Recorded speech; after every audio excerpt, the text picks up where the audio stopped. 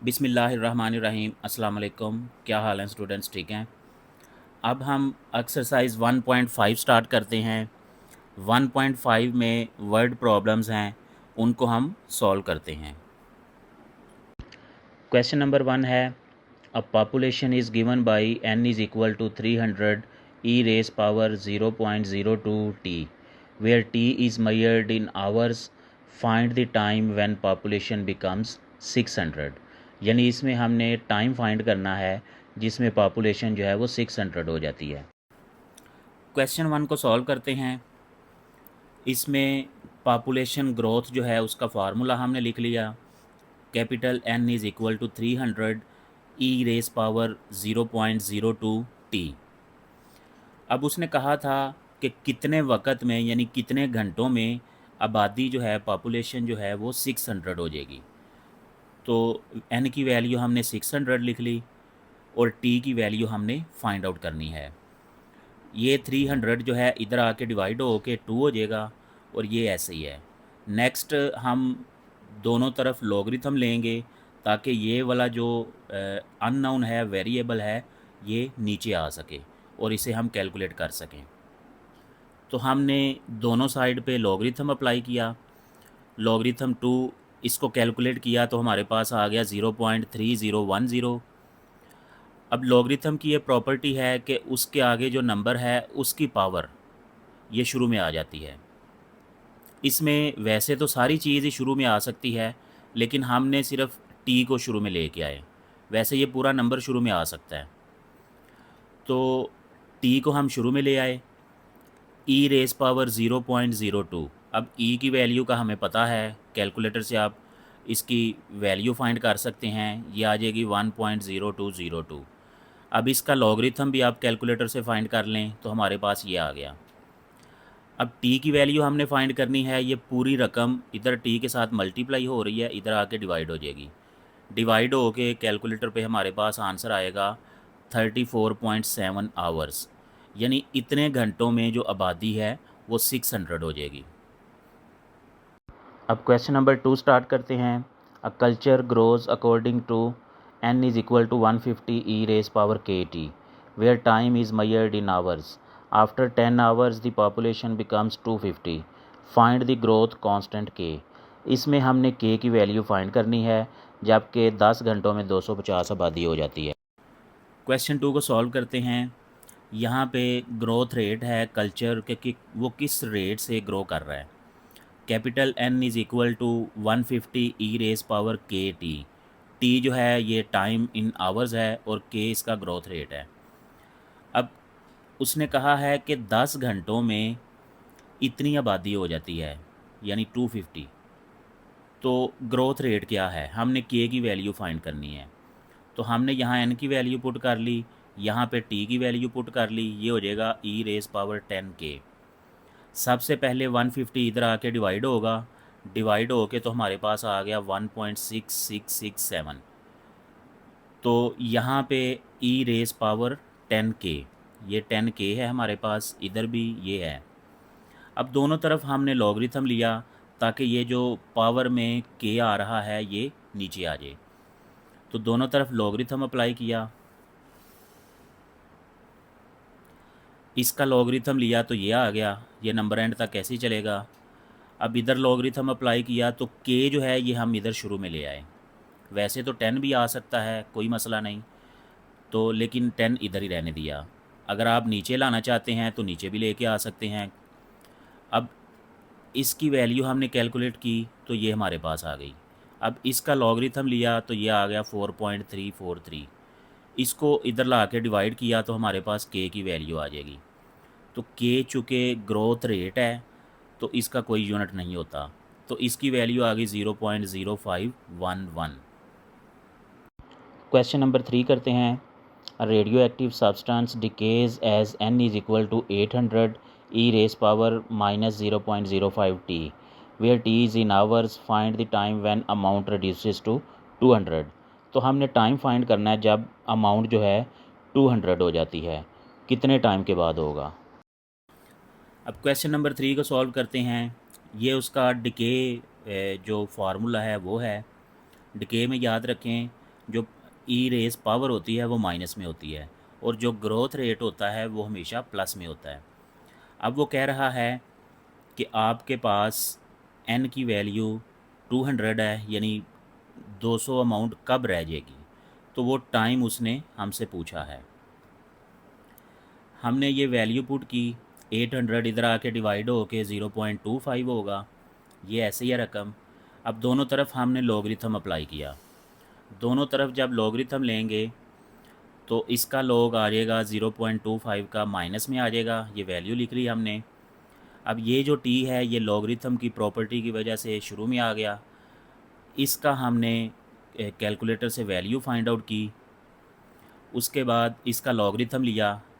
अब ये वाली रकम t के साथ मल्टीप्लाई है तो ये सारी इधर आके डिवाइड होगी, माइनस से माइनस कैंसिल हो गया, तो ये t टाइम हमारे पास आएगा 27.74 आवर्स, यानी इतने घंटों में बाकी अमाउंट रह जाएगी।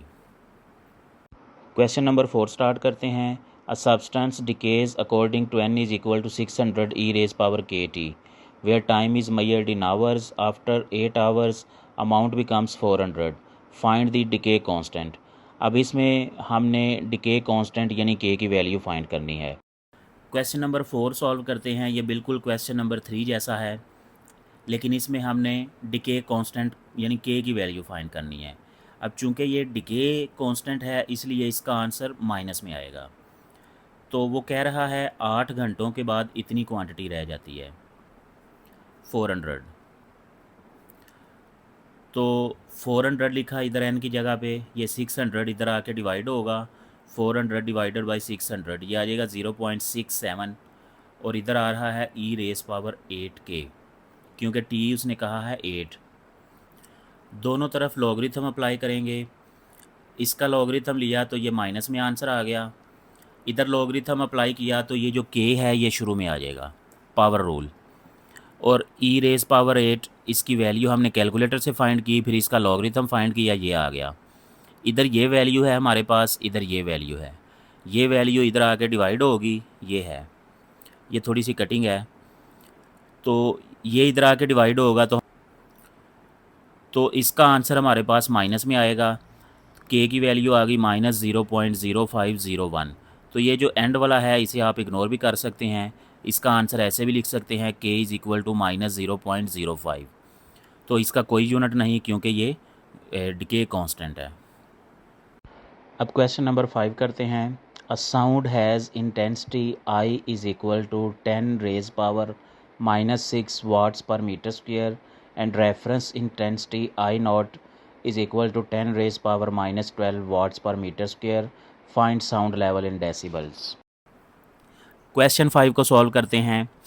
इसमें जो रेफरेंस इंटेंसिटी है वो हमने लिख ली, फिर उसकी जो साउंड इंटेंसिटी है वो भी लिख ली। अब उसका जो डेसिबल लेवल है वो हमने कैलकुलेट करना है। तो उसका फार्मूला आपको ज़ुबानी याद रखना पड़ेगा, क्वेश्चन के अंदर नहीं दिया हुआ।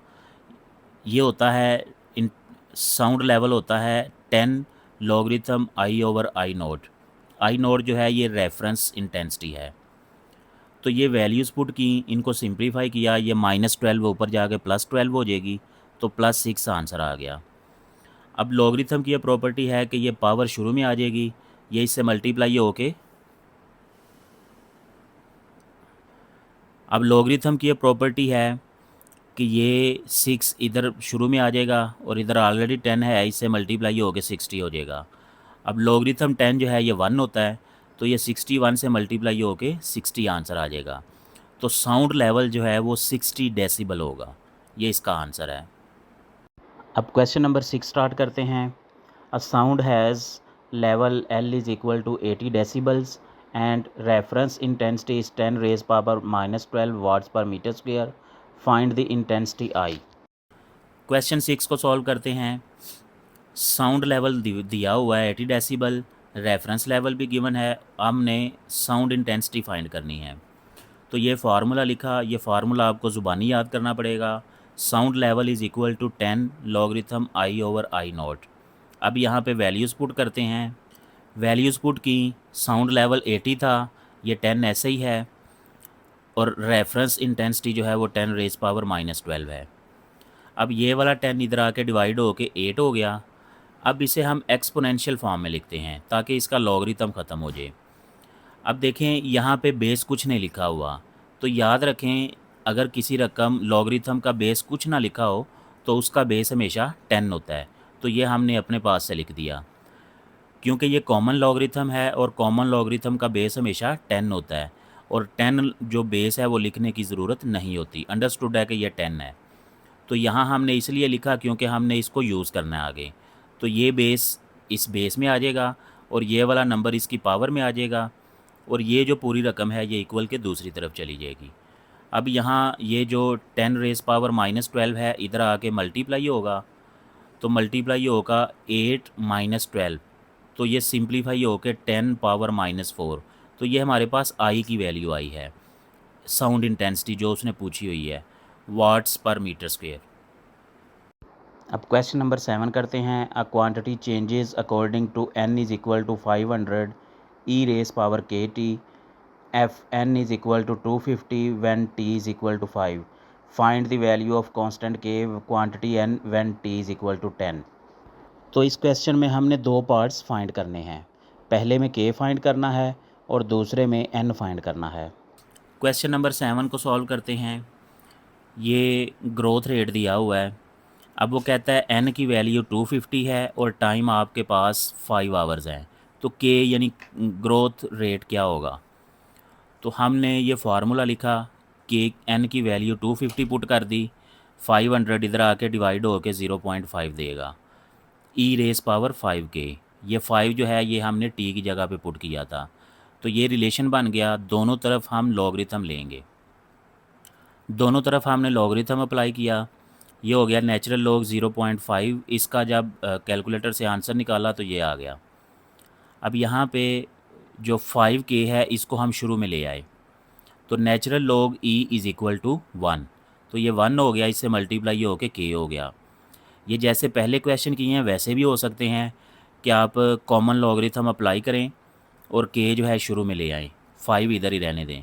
उस तरीके से भी हो सकता है, कॉमन लॉगरिथम लेने से भी हो सकता है, नेचुरल लॉगरिथम लेने से भी हो सकता है। तो ये 5k 5 इधर आके डिवाइड होगा, डिवाइड होके हमारे पास k जो है माइनस में आंसर देगा 0.1386। अब इसका पार्ट 2 है, उसमें कह रहा है कि क्वांटिटी क्या होगी जबकि टाइम जो है वो 10 आवर्स हो जाए। याद रखें क्वांटिटी चेंज हो, टाइम चेंज हो, जो इसकी k की वैल्यू है वो कांस्टेंट रहती है किसी भी एक सब्सटेंस के लिए। तो यहाँ हमने k की वैल्यू पुट कर दी, t की वैल्यू भी 10 पुट कर दी, इनको मल्टीप्लाई किया, ये आ गया, इसकी पावर ली, ये आ गया, 500 से मल्टीप्लाई किया तो n की वैल्यू आ गई। तो n की वैल्यू आएगी 125। सिंपल सा क्वेश्चन है। Question number 8। Two sounds have intensities I1 and I2 such that L1 is equal to 85 decibels and L2 is equal to 65 decibels. Find the ratio I1 over I2 where I0 is equal to 10 raised power -12 watts per meter square. Question number 8 solve करते हैं। Sound level 1, sound level 2, reference intensity, ये चीज़ें हमें given हैं और हमने I1 over I2 ratio find करनी है, यानी sound intensity 1 divided by sound intensity 2। हम इंटेंसिटी लेवल साउंड लेवल का फार्मूला लिखते हैं। अब चूँकि यहाँ पे दो साउंड्स हैं तो इसलिए L1 L2 यूज़ करेंगे। L1 is equal to 10 logarithm I1 over I0। I0 तो सेम है दोनों साउंड्स के लिए। L1 की वैल्यू 85, ये 10 इधर आके डिवाइड हो गया 8.5, इधर ऐसे ही है दोनों चीज़ें। अब इसको एक्सपोनेंशियल फॉर्म में लिखा। एक्सपोनेंशियल फॉर्म में देखें ये कॉमन लॉगरिथम है, इसका मतलब है कि इसका बेस 10 हम लिख सकते हैं। तो बेस और ये वाली चीज़ इसकी पावर में आ जाएगी और ये वाली रेशो साइड पे आ जाएगी, और यहाँ से हम I1 निकाल सकते हैं। I1 is equal to I0 इधर आके मल्टीप्लाई हो जाएगा और इसकी वैल्यू हमने कैलकुलेट कर ली, वैल्यू कैलकुलेट की थी, इसकी हमने वैल्यू कैलकुलेट कर ली और इस I0 को इधर मल्टीप्लाई कर दिया। तो I1 की वैल्यू आ गई हमारे पास 316227766 आई नोट, इसको हमने इक्वेशन 1 का नाम दे दिया। इसी तरह अब साउंड 2 के लिए फार्मूला लिखा। साउंड 2 की वैल्यू है 65, 10 इधर आके डिवाइड हो के ये 6.5, इधर ये वही है, ये कॉमन लॉगरिथम था इसलिए हमने बेस 10 लिख दिया। इसको भी हमने एक्सपोनेंशियल फॉर्म में लिखा। ये जो बेस है इसकी बेस बन जाएगी और ये रकम इसकी पावर में आ जाएगी और ये रेशो ऐसे ही आएगी। तो 10 पावर 6.5 इसकी वैल्यू कैलकुलेट की और आई नोट इधर आके मल्टीप्लाई हो जाएगा। तो ये वैल्यू आई हमारे पास 3162277.66 आई नोट, ये आई टू की वैल्यू है। इसको हमने इक्वेशन 2 का नाम दे दिया। अब इक्वेशन 1 को इक्वेशन 2 पे डिवाइड करें तो हमारे पास आ जाएगा I1 ओवर I2। तो ये I1 की वैल्यू है सारी, ये I2 की वैल्यू है सारी। अब यहाँ पे आपको आई नोट ऊपर भी नज़र आ रहा है, नीचे भी नज़र आ रहा है, ये आपस में कैंसिल हो जाएगा और इन दोनों को डिवाइड किया तो रेशो आ गई हमारे पास 100। अब क्वेश्चन नंबर 9 करते हैं। A sum of ₹4000 is invested at 6% per annum, compounded annually for 3 years, find the final amount. यानी इसमें कुछ अमाउंट है, 3 साल के लिए इन्वेस्टमेंट हुई है, तो हमने फाइनल अमाउंट फाइंड करनी है। क्वेश्चन नंबर 9 सॉल्व करते हैं। इसमें जो गिवन डेटा है पहले वो लिख लेते हैं।